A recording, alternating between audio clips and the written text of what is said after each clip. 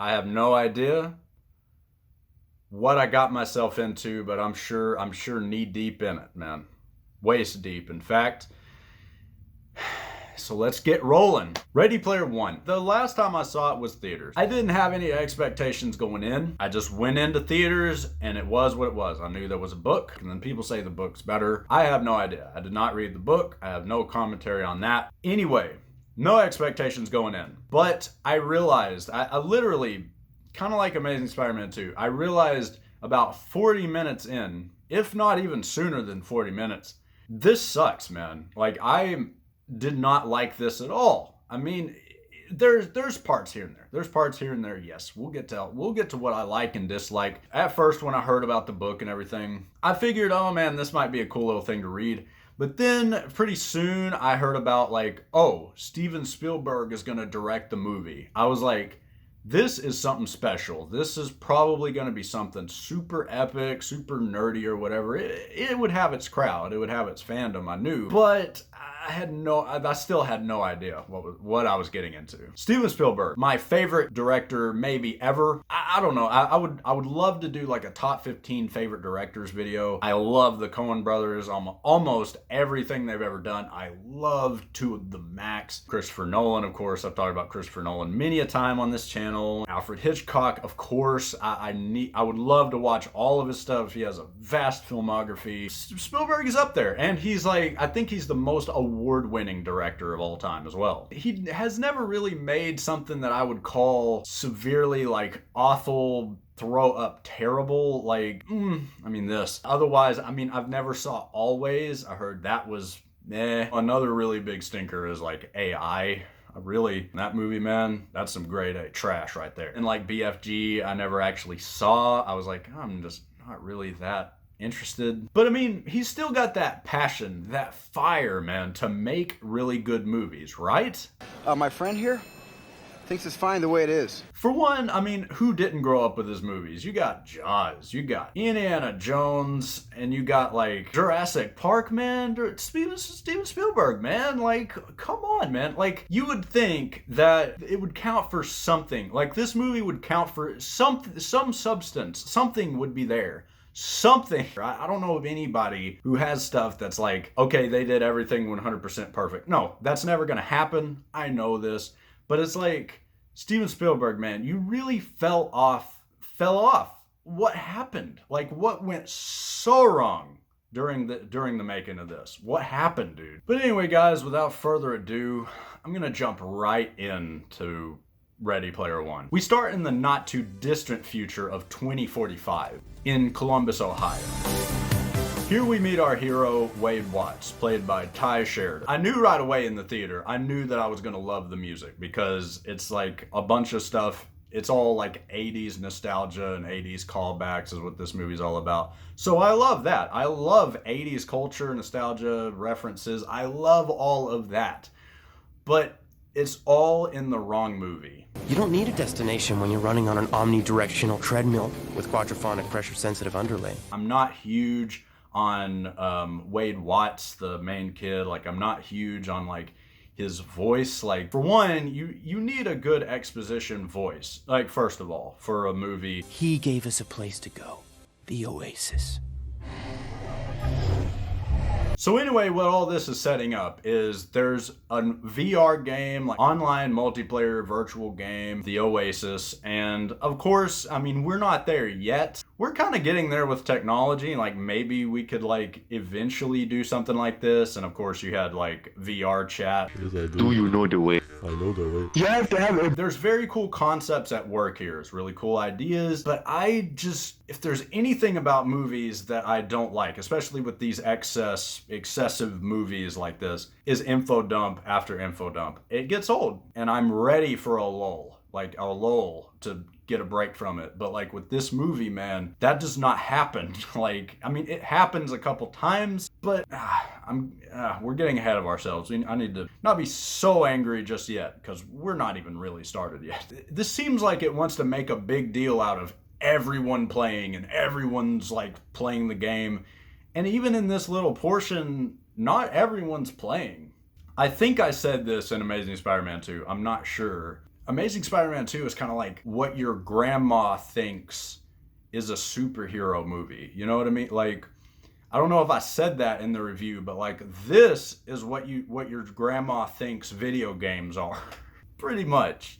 I mean, this is so far out of touch with everything. Like, out of touch with how games are, how games work. Yes, it's the future. Yes, it's like, yes, I'm willing to give a little bit of leeway, but it's like, it's pretty out of touch with a lot of stuff. People come to the Oasis for all the things they can do, but they stay because of all the things they can be. Yeah, then why are you fish face?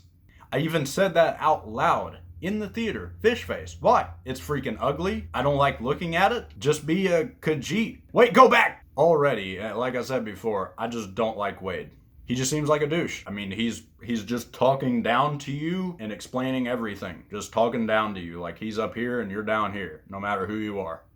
And I can't do that. 5 minutes in, I already hate the main character. I will formally apologize right now on camera. Sorry if I've ever seemed this way to anybody. I'm deathly sorry, because this exactly talking down to you, explaining everything, that is the opposite of who I want to be. And if I've ever been like that, I want to change really quick.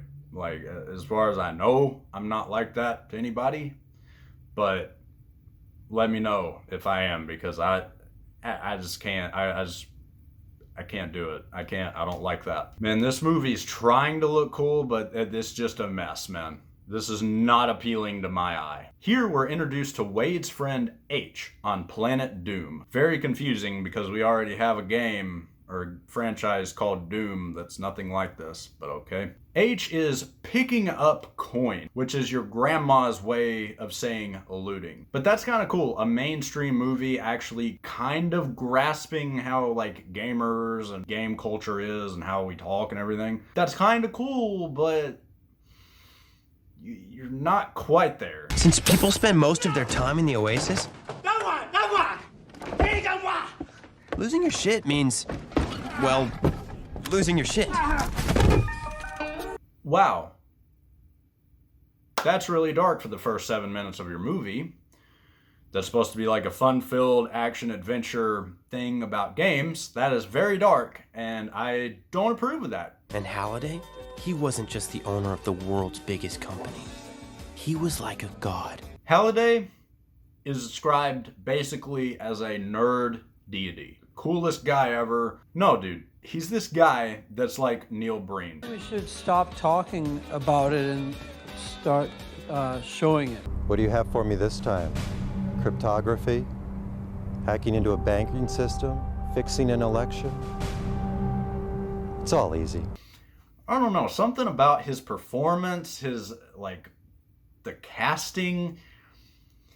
Man, I just don't like it, man. No, dude, like, his assistant, Simon Pegg, that should be the Halliday dude. I love, like, his character in this actual movie is not really that awesome or great, but, like, have him as this, like, big-time nerd, cool guy. I don't know, like, he just seems more like, okay, I would like him a lot better. But Halliday, man, it's just weird. I can't get behind that casting or character or how he is. I don't know. It's just weird though with people treating him as like this nerd deity. It's like, who would be like that toward what do you think, Shigeru Miyamoto? Because it's not like I'm gonna be like, oh man, the creator of Mario, man, like he's the greatest human being to ever live. Like, no. People love the games, right? But specifically the creator of the game, that's just a little bit weird to me. Before I died, I created what we in the biz call an Easter egg. Oh, and kids are watching this at school and crying over it? In order to get Halliday's Easter egg, they have to get 3 keys. That particular thing is not too hard to follow. The challenge is to find 3 keys. But in 5 years, no one has even gotten 1 key. That makes no sense. I mean, somebody literally, like, with games, yeah, there are some secrets with games that aren't found out till like much later, but it's like with this being like a specific challenge that people know what to do and how to do it, No one's gotten it. Which then again, nobody exactly knows exactly what to do.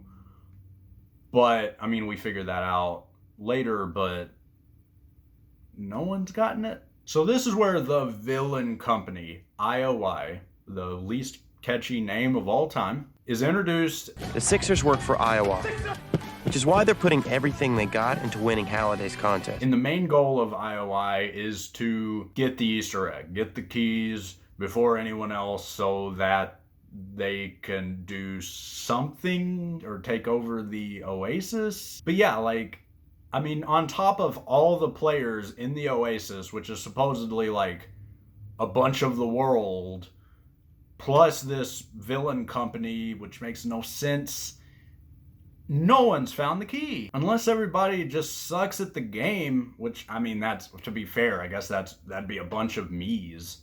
Now all this is definitely my favorite part of the movie, which is really super sad to say because you don't need to be doing a huge, amazing sequence like this at the beginning. You really need to save something like this toward the end. And as for the end, we'll get to that, but you front load me with this amazingness and then no, that's all. Man, this sequence, man, is so cool. You could literally watch this on YouTube and call it a day because you don't need to watch anything else in this movie. I guess the goal was to like get you super hyped for the rest of the movie or the rest of the challenges or whatever to have this amazing sequence. But it's really a bummer that nothing else is even close to this cool. Okay, there's another part that's pretty cool. Like the next challenge is pretty cool, but we'll get to that. I was almost eager to go back and watch this, almost.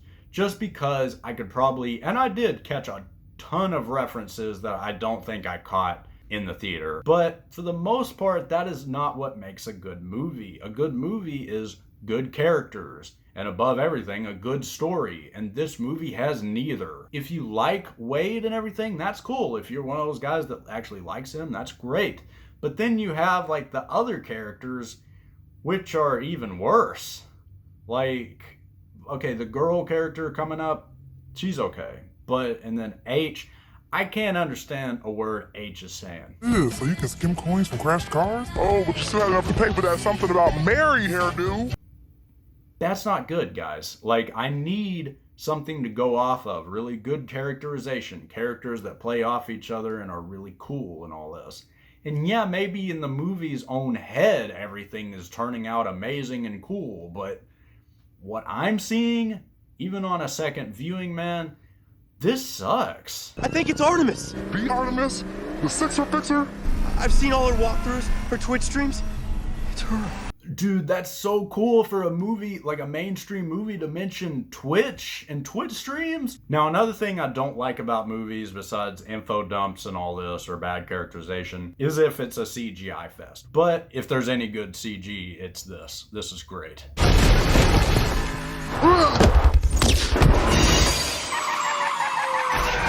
60s Batmobile.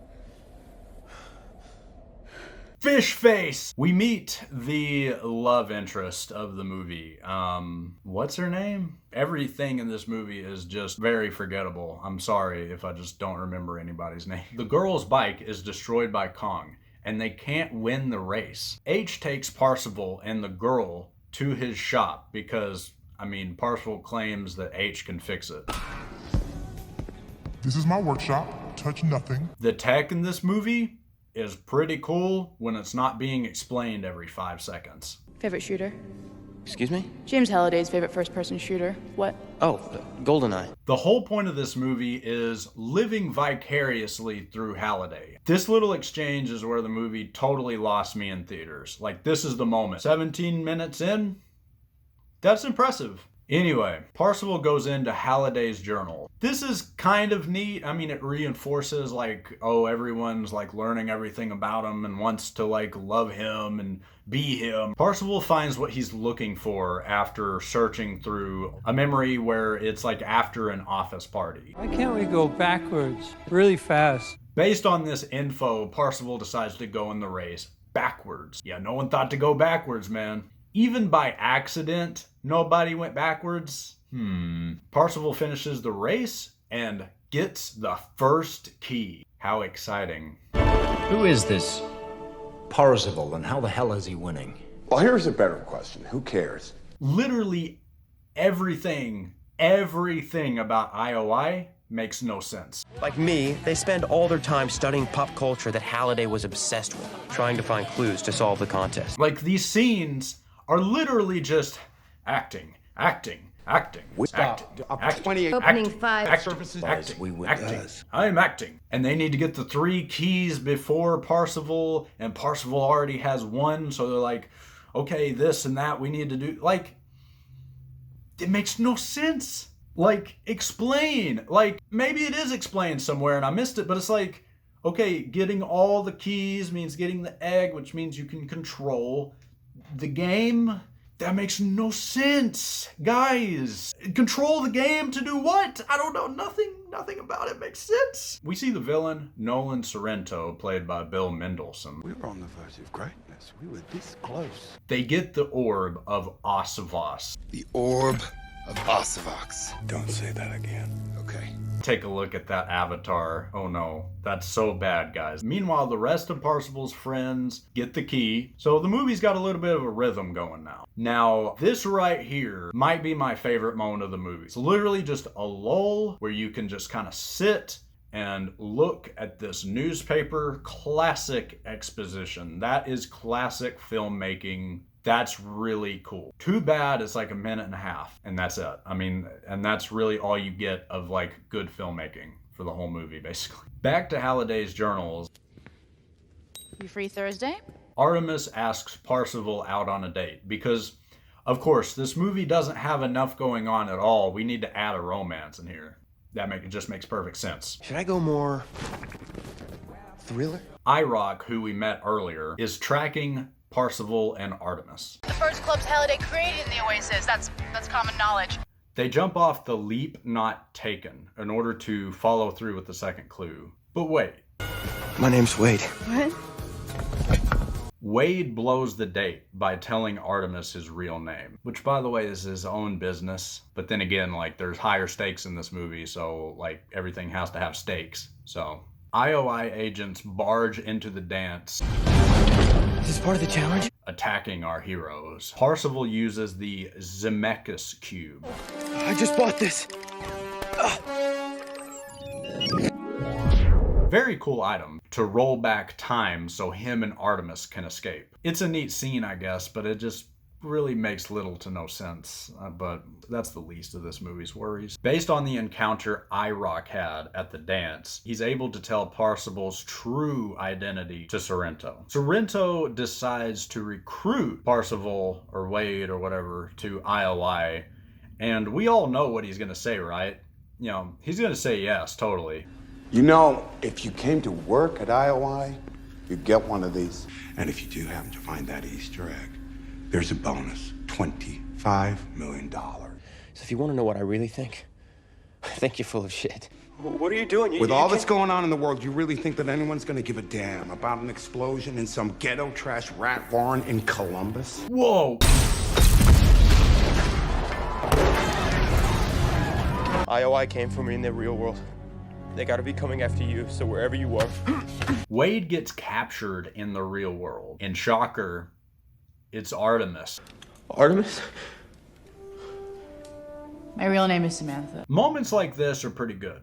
Like where the movie slows down, takes a breath, takes its time. Top-notch filmmaking in those little moments. They're very little, very brief, and it's not enough to make this movie a shred of good. Now here comes the exhausting part of the movie. And yeah, the movie, I mean, if it wasn't exhausting before, yeah, it's about to get a lot more exhausting because now we're going to switch between the game world and the real world very often. And it starts to get very confusing pretty quick. And also, Artemis and Parsifal, like, their chemistry's pretty good. You have a birthmark. So what? I'll call you Sam. No. Samantha? Oh, shit! Huh? I just figured it out. Figure what out? The second clue, I know what it means. The second clue! The place where the leap wasn't taken. Where the date was. At the movies. I think we found it. Are you absolutely sure you want to go here? So really, The Shining is what Halliday took his date to. That's the movie. That was the big date movie, huh? What? I've never seen The Shining. Is it really scary? I have to watch it through my fingers. So I've got to admit, the race and everything is really cool, but this is pretty cool as well. Like, using The Shining as like a set, it's pretty unique, pretty cool. I really like it a lot. Wait!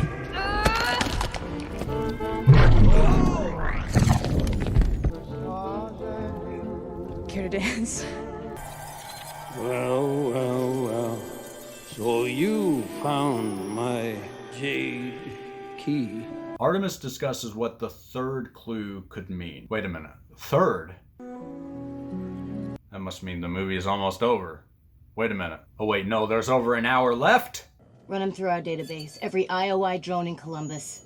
Find him. The contest has got to be somehow about connecting with someone. That's what I think he's trying to tell us. IOI tracks Artemis back to their base. Wade escapes and by chance meets H? H?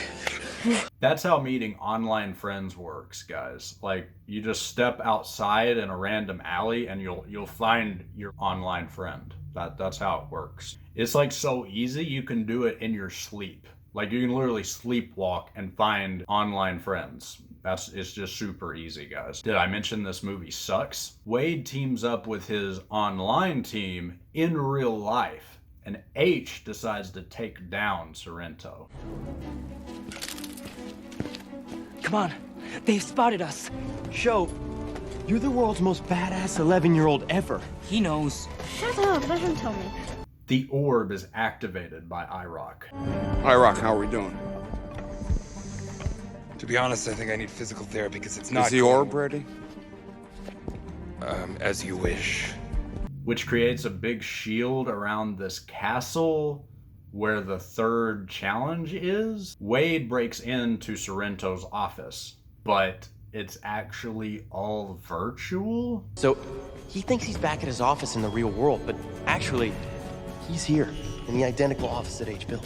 Through some complex mumbo jumbo, they get Artemis out of her loyalty pod, which are like pods where you work for IOI and you're kind of locked in this chamber. She decides to hack Sorrento's rig. Rigs being like what you sit in, that's like your virtual like station for the game, pretty much. Complete Nancy Drew. With Artemis's advice, Wade recruits a massive army through means of communicating like all over the world, I guess. Citizens of the Oasis, I'm Parzival. And the goal is to fight IOI and get to the third key first, but hold on. This makes no sense, because if the goal is to get to another key, to the third key, right? Third challenge, get the third challenge done before anybody else, right? Wouldn't the actual plan that you would need to do do a stealth mission that has nothing to do with an army, and it's just like you and Artemis, I guess, and then Wade get the third key, and then it's just stealthily done, and there's not like big attention drawn to yourself?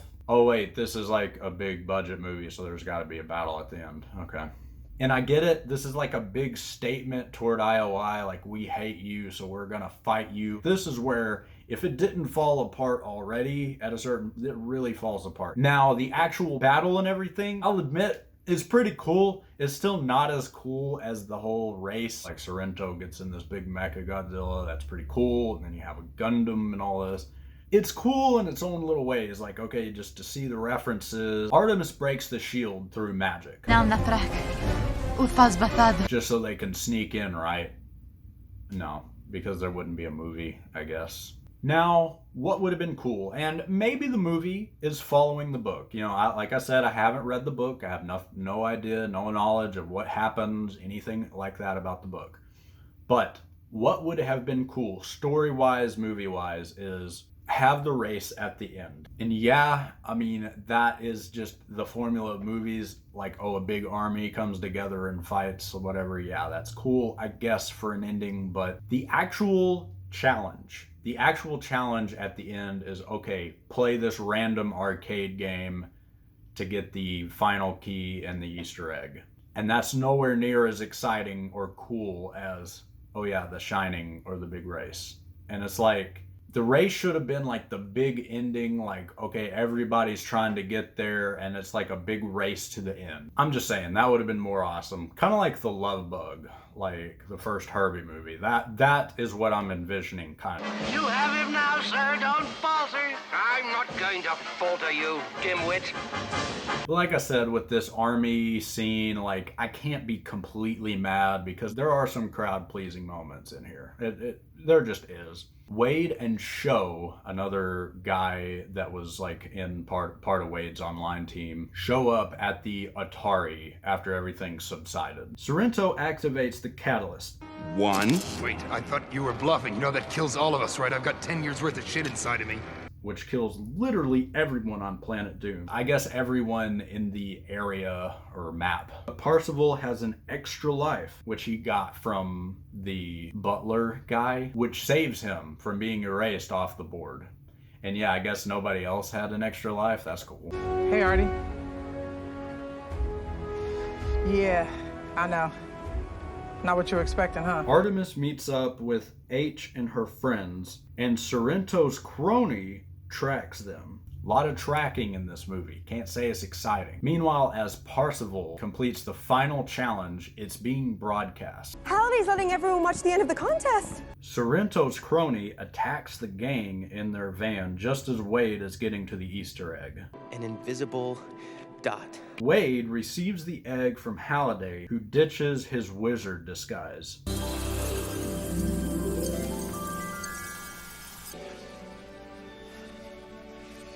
It is real. Then suddenly, Ogden Morrow shows up. Wade? Ogden Morrow? Simon Pegg. Easily my favorite actor in this movie. I wish he was in this movie more as more of a character. So anyway, everything's wrapped up in a nice bow. Wade splits the winnings with his pals and controls the Oasis now, and Sorrento gets his comeuppance. We close the Oasis on Tuesdays and Thursdays. I know it sounds like a weird move, but people need to spend more time in the real world. And of course, the biggest slap in the face, right? Tuesdays and Thursdays are mandatory, like, you can't go on the Oasis. What if those are the only days off from work that you get? What you gonna...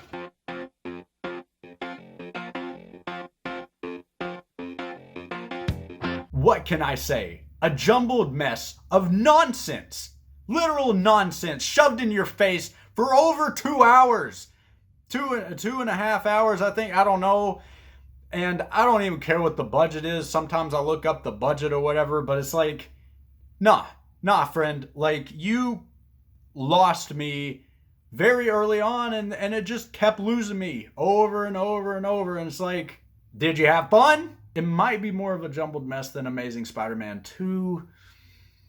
I don't know if I would be that bold, but it's a pretty jumbled mess of garbage. You have maybe 3 good scenes total, and maybe snippets of maybe like 2 minutes, maybe a minute and a half of a little like, oh, that's what actual good filmmaking is. Whoa. Oh wait, back to garbage. It's like, what the heck was going through Spielberg's head? I mean, I've heard that it wasn't really Spielberg's like fault or anything like that. It was more of like he just kind of let everyone else roll, like maybe the visual effects team or whoever was really behind this movie, because Spielberg, there's not a shred of Spielberg in this movie. You know, okay, like 2010, you have 1010. Great movie, grand movie, very simple plot, very good characters, very great story, loved it to the max. And it's like, how'd you go from even that to this? Okay, I said that the structure could be fixed by a big race at the end. That'd be great. But that'd be even better if it was just the 3 keys, nothing else going on. Maybe you need a little more going on, but like, just to start off, just make things very simple. 3 keys, here's this character, okay, let's go. But no, you had to add layer upon layer of crap. There's no need to do that, especially for this complex of like, okay, a game with its own mechanics, its own world. Okay, the world has its own world going on that's like kind of weird, and I'm not into it. It's like, where did we go wrong? And even then, you have all of that plus exposition dump after exposition dump after exposition dump, and then you have 200 million references, which, like I said, 80s stuff, I don't have a problem with that. Like, I don't. And then of course you have the 60s Batmobile, you have random stuff, you even have Iron Giant in there or whatever. But it's like, honestly, the writing, and what I'm talking about is like character driven writing, that doesn't exist in this. It really doesn't. It's only like get from here to here to here to here to here. And those little moments that where it slows down, that's the best. That's great. I have no problem with that. But otherwise, I have just the huge problem. Every 30 seconds, there was a huge problem I had. Every 30 seconds. Characters and characterization, that is just not in its vocabulary. Or like, and the direction, everybody's just waiting to be directed. Like, that's the look. Everybody's waiting to be directed. And it just doesn't happen. Like, make a simpler world, simpler characters, better characters. I don't know a quick way to do that. This is broken, guys. I don't know if I've ever witnessed a movie go so wrong in just about every way. This is just wrong. This is not a movie that I will ever see again. At least I hope not. Maybe there's something here that I'm just not seeing. I'll admit it. Also, before I go, there's this thing that I noticed, and this was after I'd finished the script and all that, and I kind of just, I just thought about it more in my head. Right before Halliday gives Wade the egg, like it's the end, he's got the 3 keys, we're all set to go, boom, here's the final grand prize, right? What happens is he tests him. He gives him like a contract. He says something about like, oh, I don't want to sign my life away, because that's what Halliday did. He signed his life away to this game or whatever through a contract. I won't make the same mistake you did. But then at the very end, he takes over the Oasis. Like, okay, I don't want to sign and take it over, but he takes it over? I don't know. But anyway, guys, have an awesome week. See you next time. Got more reviews in store. And this was an angry one. I was mad. Spielberg may strive to make some better movies, man.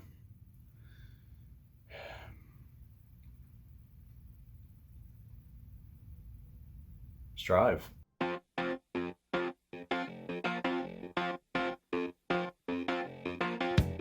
My friend here thinks it's fine the way it is.